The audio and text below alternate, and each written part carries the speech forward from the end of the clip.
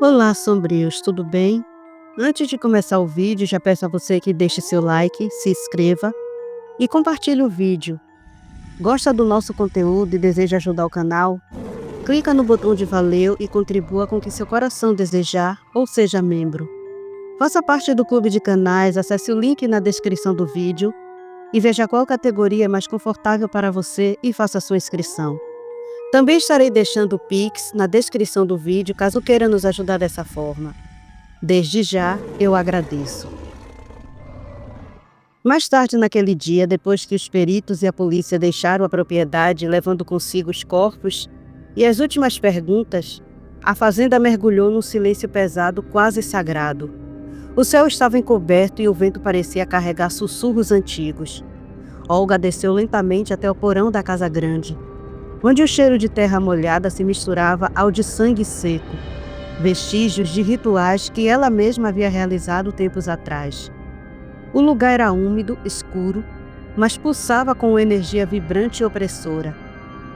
No centro repousava um altar rústico feito de pedra e madeira envelhecida.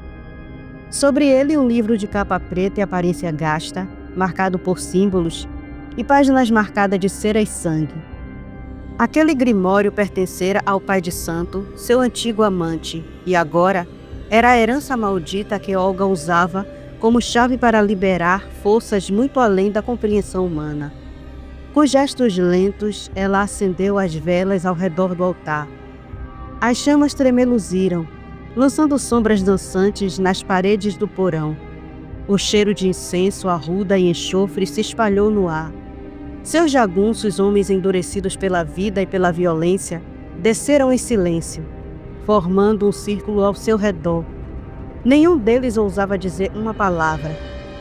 Estavam descalços, os torsos nus, cobertos apenas por faixas vermelhas no pescoço, símbolo do pacto que estavam prestes a firmar. Seus peitos arfavam não por medo, mas por uma antecipação animal e instintiva. Olga os olhou com intensidade, vendo em cada um não servos, mas sementes de algo maior. Hoje vocês renascem, disse ela, a voz sussurrada e firme como uma lâmina prestes a cortar. Hoje o sangue de vocês será a chave para o poder que ninguém mais ousará desafiar. Ela puxou a cabra preta para dentro do círculo. O animal se debatia como se pressentisse o destino que o aguardava. Com a faca ritualística de lâmina curva, Olga traçou os símbolos ensinados pelo livro em torno do altar. Quando o círculo foi selado, ela ergueu a faca e degolou a cabra. O sangue jorrou em espasmos, tingindo o chão de vermelho, banhando o altar e as páginas abertas do livro.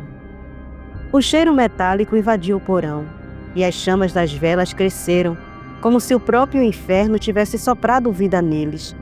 As sombras começaram a se agitar contorcidas, como se dançassem ao redor de uma música que só os mortos podiam ouvir.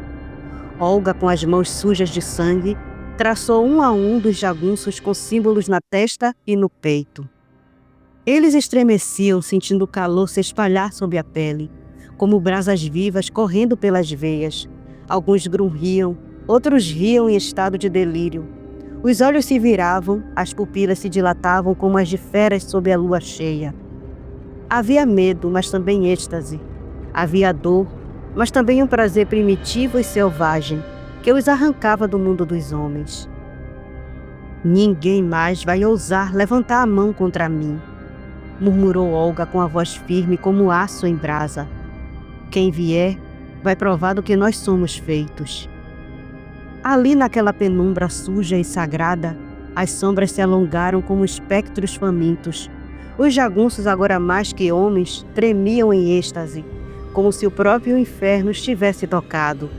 No coração corrompido da Olho d'Água, uma nova promessa de sangue foi selada, e ela carregava o nome de Olga Ferraz, como sua sacerdotisa absoluta. No necrotério, o ambiente era frio e lúgubre. impregnado com um cheiro forte de formol e morte recente. As luzes fluorescentes lançavam a claridade pálida sobre o corpo, ou melhor, a pele que repousava sobre a mesa de aço inox. O médico legista, trajando avental branco manchado de sangue seco e luvas de látex, examinava meticulosamente os restos mortais ao lado do médico perito.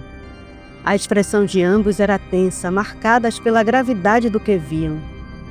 A pele humana disposta na mesa de metal parecia contar uma história de onda, cravada em cada laceração, em cada centímetro dilacerado. Quando o delegado Azevedo entrou no recinto, puxando a gola da camisa como quem tenta se proteger do frio e do fedor mórbido, foi imediatamente recebido com um aceno solene. O relatório escrito já o aguardava sobre a mesa lateral, mas os médicos preferiram apresentar os horrores diretamente. Primeiro ele foi alvejado nos joelhos por projéteis de um rifle .50 BMG. Disse o legista apontando com uma pinça cirúrgica para as lacerações abertas nas extremidades inferiores do corpo. Veja aqui. Os ossos da patela e da tíbia proximal foram completamente pulverizados. Não havia possibilidade de locomoção após isso. Azevedo franziu o senho, aproximando-se mais do cadáver, cujos restos estavam organizados de forma a facilitar a análise forense. O legista prosseguiu, agora exibindo a mão direita. Da mão direita não restou quase nada. Os ossos carpais e metacarpais foram esmagados e os tecidos moles arrancados, mas inacreditavelmente ele ainda estava vivo nesse ponto. Com um movimento delicado, o médico apontou para o ombro direito da pele que estava devidamente arrumada na mesa fria de metal. Aqui, essas perfurações e marcas de tração, concluo que foram feitas com ganchos de açougue. Observando a distensão da pele e os rompimentos musculares, posso afirmar que ele foi pendurado ainda vivo, enquanto a pele era cuidadosamente removida. O perito completou. O esfolamento começou pelas costas, o que indica a técnica apurada. Diferente dos cortes frontais, como se faz com animais para uso comercial da pele, aqui o objetivo era exibir domínio. O autor sabia o que fazia. A cada palavra, o ar ao redor parecia se tornar mais pesado. Azevedo, experiente em crimes bárbaros, sentia um misto de revolta e perplexidade. As imagens descritas saltavam de maneira vívidas da boca do legista para sua mente. Após o esfolamento, ele foi esviscerado e os ossos descarnados. O legista apontou para os ossos destituídos de carne. Os órgãos foram removidos com precisão cirúrgica, especialmente o fígado, o primeiro a ser extraído. Por fim, ele foi degolado, mas tudo indica que permaneceu consciente por um bom tempo. Ele sofreu, e muito. O silêncio reinou por alguns segundos, rompido apenas pelo leve zumbido das luzes. O médico deu um passo atrás e concluiu. A hora exata da morte é incerta. Sem o fígado que regula a temperatura corporal, fica difícil determinar. Mas pelo grau de coagulação do sangue nas lacerações cervicais e os padrões de sangramento, estimamos que ele foi morto por volta das 4 da manhã. Já pelos resquícios de sangue nos joelhos, acreditamos que ele foi capturado por volta das 19 horas. Ou seja, foram cerca de 9 horas de tortura contínua. Azevedo fechou os olhos por um momento, expirando lentamente. A carga emocional era pesada mesmo para um delegado acostumado aos piores lados da humanidade. Encarou o cadáver esfolado, onde só a pele estava inteira, com uma expressão amarga, e finalmente falou. Puxei a ficha desse homem. Estupro, pedofilia, uma ficha suja e condenável. Alguém estava muito zangado e decidiu fazer justiça com as próprias mãos. Fez uma pausa olhando novamente para o corpo. Mas o que me intriga é por que o assassino ameaçou Olga Ferraz. Quando Lúcius deixou o clã de Dark naquela noite silenciosa, levava nas costas um fardo pesado, a notícia do que acontecera na mata. A escuridão era espessa, abafada por nuvens densas que escondiam a lua cheia. Somente Dark, o alfa do clã das sombras, já sabia do ocorrido. Lúcius imediatamente enviou 3 membros de confiança, velozes como sombras, para alertar os clãs de Paulo, Ana e Leônidas. O diabo havia voltado. A notícia chegou como uma pancada seca em portas antigas. Os 3 líderes receberam a informação com inquietação. Por anos, o nome do caçador fora apenas um eco sombrio do passado, algo enterrado, mas agora ele estava de volta, e com ele a promessa de sangue. Na mesma noite, Wesley Brito estava sentado na varanda de sua casa, os cotovelos apoiados nos joelhos e os olhos perdidos no breu da noite. Desde que vira o caçador na mata, seu espírito estava inquieto, como se algo ameaçador tivesse despertado. A varanda, iluminada apenas pela luz amarelada do lustre de ferro que pendia do teto, era testemunha muda do seu tormento. O cheiro da terra úmida e o som dos grilos compunham uma sinfonia quase fúnebre. Sua mãe, sempre atenta, notara sua inquietação. Incapaz de conter a preocupação, ela e o Wallace foram até ele. A senhora se aproximou em silêncio enquanto o neto foi direto ao ponto. "O que há com você, pai? Eu e a vovó estamos preocupados. Está muito quieto, e sua preocupação está estampada no rosto." Wesley ergueu os olhos para eles, os traços duros e o olhar perdido no escuro, quando um movimento sutil na porteira chamou sua atenção. O corpo reagiu antes da razão e ele se levantou no impulso, os músculos tensos, os sentidos aguçados. Um rosnado baixo escapou por entre os dentes cerrados. Sua mãe, com um toque suave e firme, segurou o braço do filho. "O que há com você, Wes? É só um homem ali." Wesley não tirava os olhos da figura na porteira. Sua voz veio grave e firme. "Não se engane, mãe.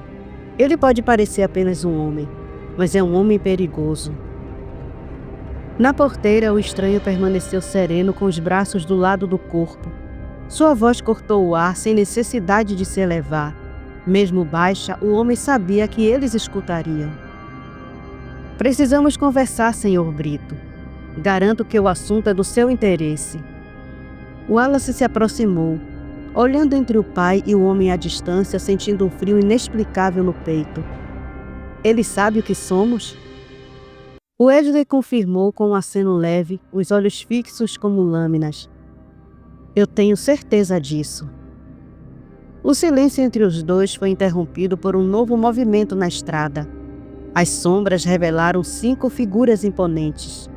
Os alfas dos clãs da Serra, os líderes marcados pela linhagem e pelo poder, pararam em semicírculo atrás do caçador.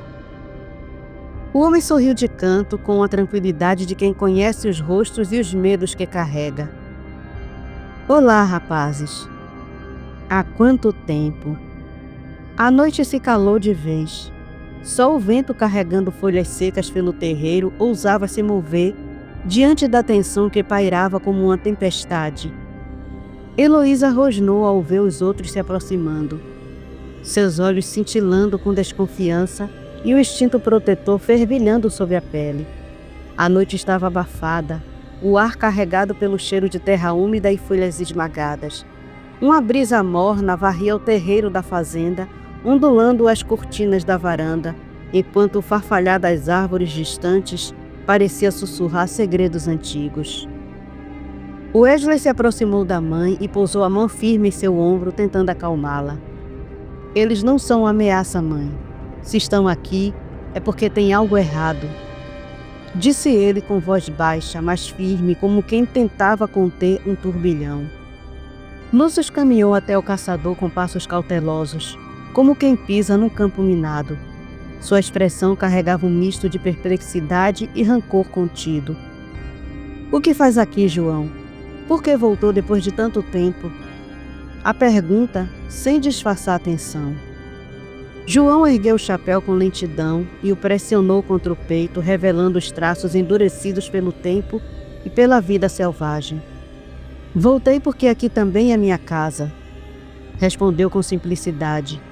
Mas sua voz era como um trovão abafado. "Caso tenham se esquecido." Wesley desceu os degraus da varanda, o coração acelerado, os punhos cerrados. O barulho grave de suas botas no chão ecoava na noite silenciosa.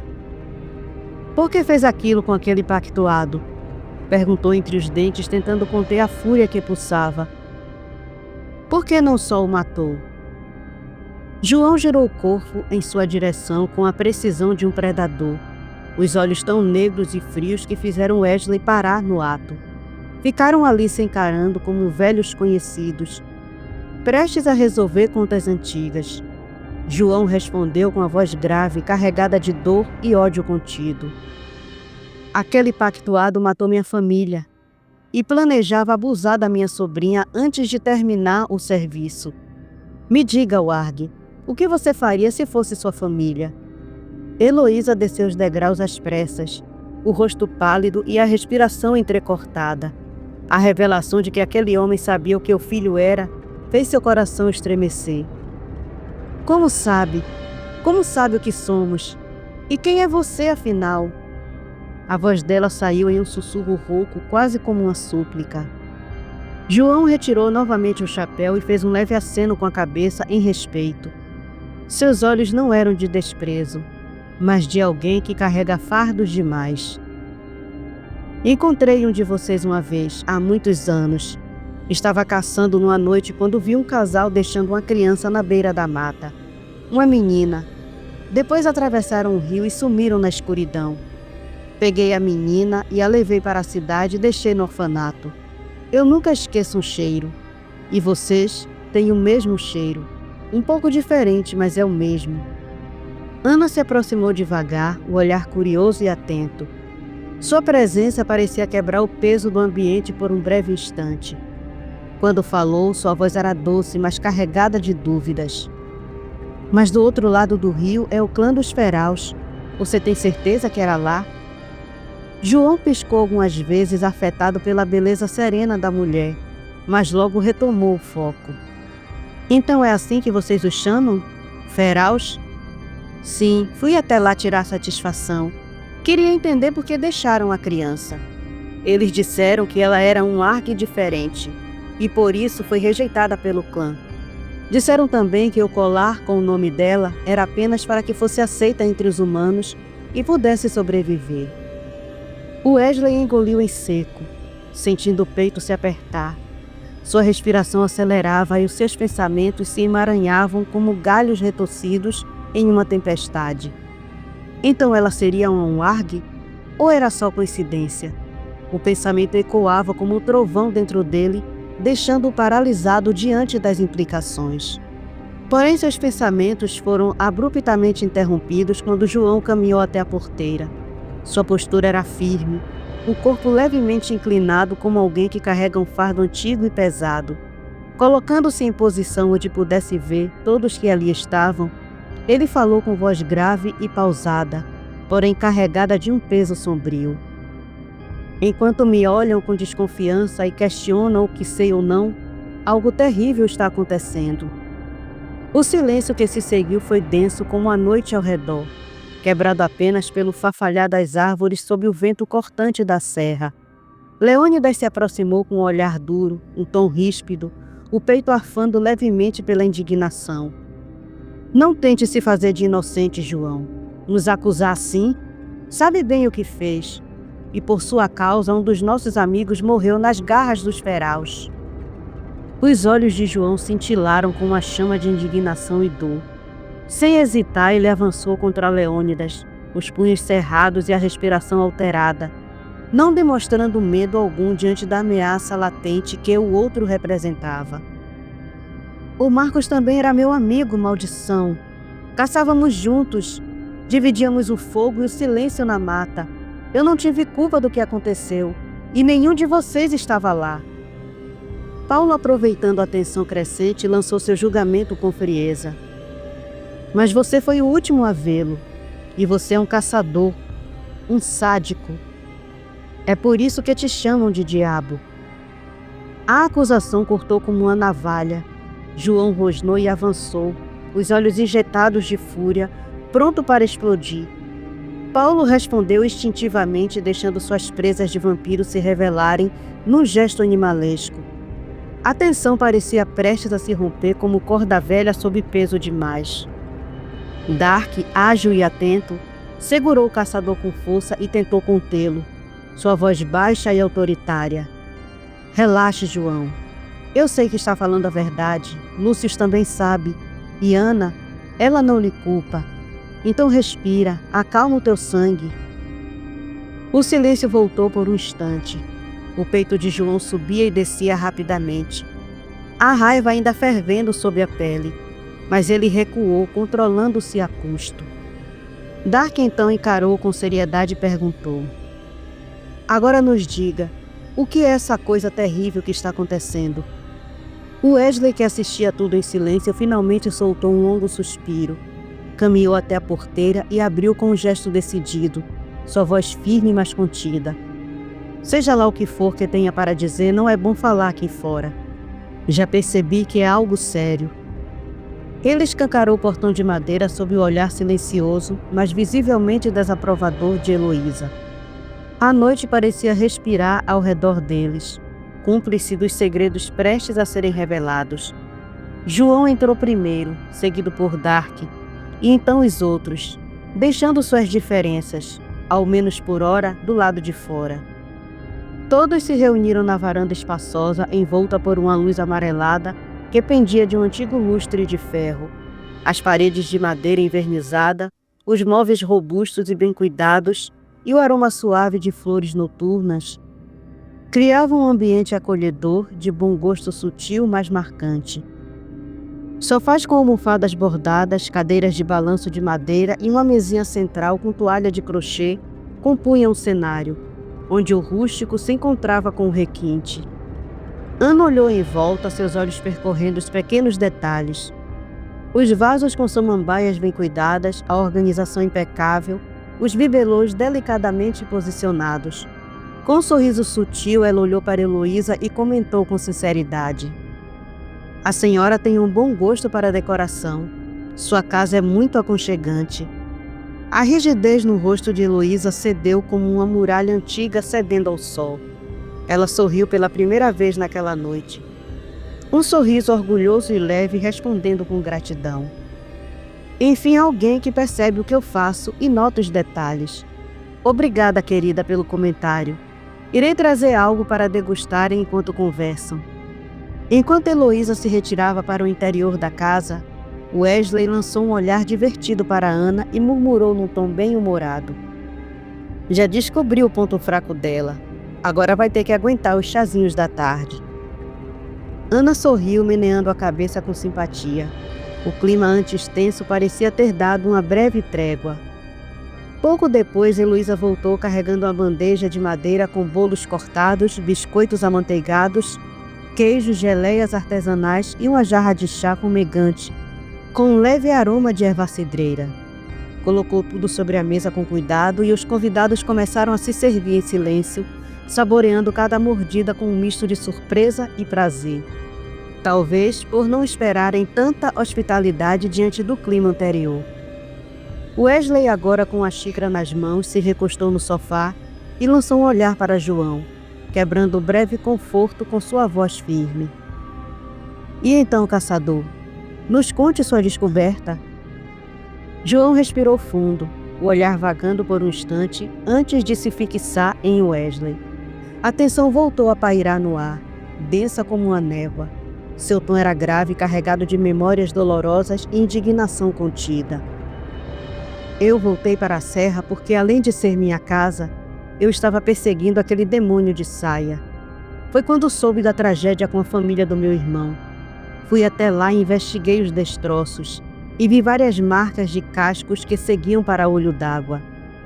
Ele fez uma pausa, esfregando o rosto com uma das mãos calejadas, como se o gesto pudesse afastar o horror do que lembrava. Invadi a casa daquela maldita quando ela saiu. Coloquei uma escuta, um aparelho útil que trouxe dos tempos que servia ao exército.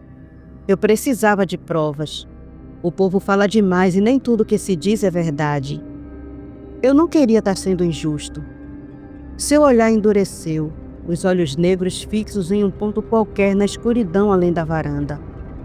Foi quando ouvi eles planejarem matar minha sobrinha, a única que sobreviveu. E então tomei minhas providências. Mas, quando tentei pegar a escuta de volta, ouvi algo pior. Ouvi Olga chamar os jagunços. Propôs um pacto a eles. E eles aceitaram.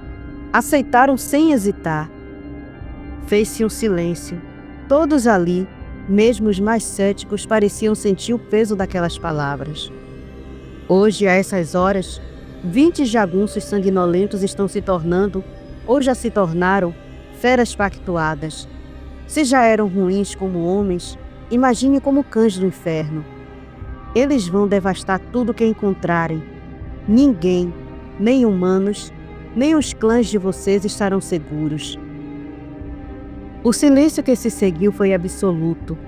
Até o vento pareceu se calar. Olhares se cruzaram com um misto de horror, descrença e inquietação.